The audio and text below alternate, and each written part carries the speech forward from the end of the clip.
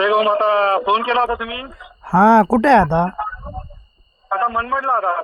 मनमाडला आहे का? हो हो. बापूजी बोलले की गाडी कुठे बरं का, बापूजी बोलले की 10 दिले तर लगेच मिटेल का म्हणे. बापूजी सकाळी बोलत होते तुम्हाला लगेच. हो हो चालेल. सकाळी येशाल का? कुठे तिकडे हा, सकाळी कुठे? इकडे आश्रमात हा आश्रमात आश्रमात. मठामध्ये. हा हा, मठात मठात. मठात कसं मला उद्या सकाळी यायला लागेल.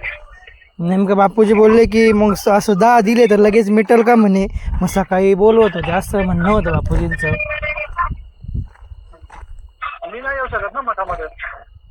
मग आता नेमकं हा मग कसं होणार नेमकं आता? अकाउंटला टाकू शकत का? अकाउंटला का? हा अकाउंटला नाही वाटतं. अकाउंटला एवढे नसतील ना हो. हा अकाउंटला नसतील ना एवढे. मग तुम्हाला यावं लागेल इथे मग कुठे? परवा दिवशी रोटेगावला. परवा का? हा बरं, चालेल ना, मी विचारून कळवतो मग. हा चालेल चालेल. हो हो. फोन करा.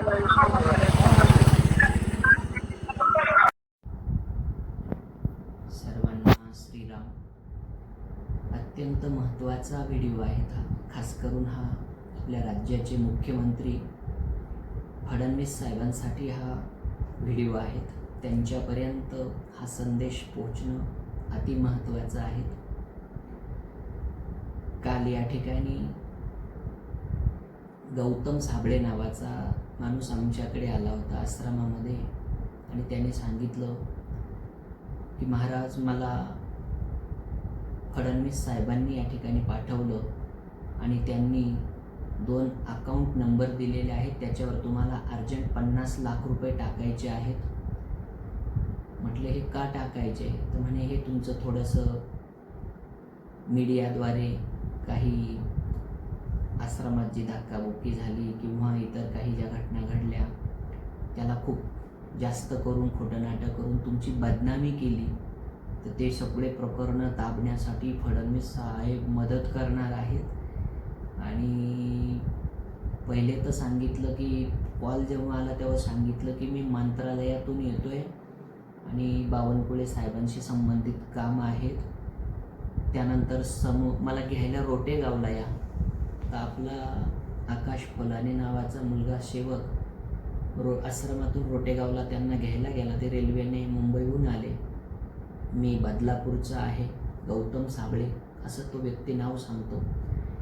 आणि कुठल्याही प्रकारचे रेकॉर्डिंग वगैरे नको, हे नको ते नको, अटीतटी होत्या त्याच्या. फोनवर बोलणार नाही, मेसेजवर बोलणार नाही, महाराजांशी समोरच भेटायचं.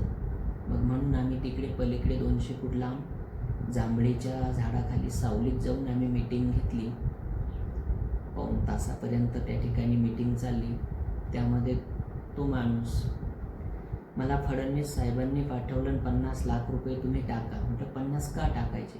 तर म्हटले नाही, ते समाजसेवा म्हणून तुम्हाला टाकायचे, नंतर फडणवीस साहेब तुम्हाला 1 कोटी रिटर्न देणार आहे, पण समाजाला कळू द्या की तुम्ही एवढं मोठं दान देता आणि लोक कसं काय तुमची बदनामी करताय. म्हटलं आम्ही सगळ्यांना पुरून उरलो, आमचं कुठलाही फॉल्ट नाही, इलिगली नाही, कुणाला दान देण्याची गरज नाही. ऑलरेडीच आम्ही लाखो रुपये दान देतच असतो, भरपूर देतो, वेगवेगळ्या ठिकाणी देतो, सगळ्या क्षेत्रात देतो. त्याच्यामुळे आणि उलट आम्ही इन्कम टॅक्स भरणारा महाराष्ट्रातला एकमात्र साधू असू शकतो. लाखो रुपये आम्ही ITR भरतो. सगळ्या काही क्लिअर गोष्टी आहे.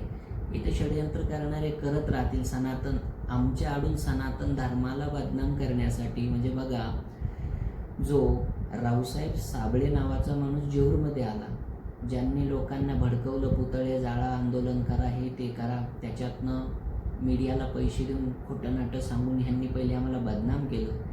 आणि त्याच्यानंतर सगळे वेगवेगळे डिपार्टमेंट आमच्या मागं लावले. काय रे, औषधीमध्ये फॉल्ट आहे, स्टेरॉइड आहे, हे आहे ते आहे. आम्ही सगळ्या गोष्टीमध्ये पुरून उरलो, शेवटी सगळे हरले. तर आता बघा, आता ह्याला तुम्ही ब्लॅकमेलिंग किंवा 50 लाखाची खंडणी प्रकरण समजा किंवा वेगळं काही समजा, पण तो मनुष्य त्यात बोलतोय आमच्यासमोर 5 टक्के कमिशन मला फडणवीस साहेब देत असतात. बदलापूर ते मुंबई ईस्ट पूर्वेच्या बाजूचे जेवढे काय ते बिल्डर प्रकरणं असतात त्याच्यात कॉम्प्रोमाइज करण्याचं काही साहेबांना जातो 5% मला मिळतो. अशा बऱ्याच गोष्टी त्याने काल चर्चा केली एकांतामध्ये.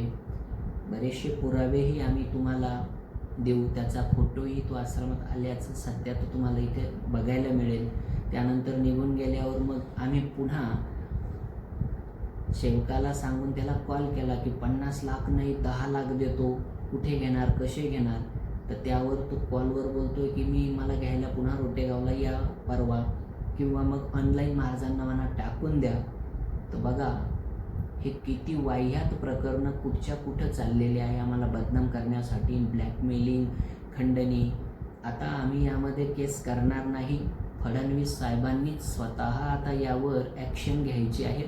I know very well Fadnavis is very transparent person in Maharashtrian political. ते असं करणार नाही, नो प्रॉब्लेम. परंतु तुमच्या आडून मी मंत्रालयातून आलो, फडणवीस साहेबांनी 50 लाख मागितले, प्रकरण तुमच्याशी संबंधित आहे. आमची बदनामी तर ऑलरेडी खोटीनाटी केलीच 4-8 दिवस, पण आम्ही साधू सहन केलं. पण आता फडणवीस साहेब तुम्हीच यामध्ये हस्तक्षेप करून यावर चौकशी लावावी. यामध्ये उदय गवळी, तो पत्रकार कोण आहे, अजून एक तो केदार म्हणून, केदारे का केदार, त्याला सुद्धा फडणवीस साहेबांनी दाबलं म्हणे. असेच प्रकरण दाबायचे म्हणे, त्यासाठी पटकन 50 लाख टाकावे लागतील असं फडणवीस साहेब बोलले. या खूप गोष्टी आहेत. हे 3-4 नावं आम्ही सांगितले. आता अजून एखादं नाव नक्की येईल. यामध्ये ताबडतोब ॲक्शन घ्यावी.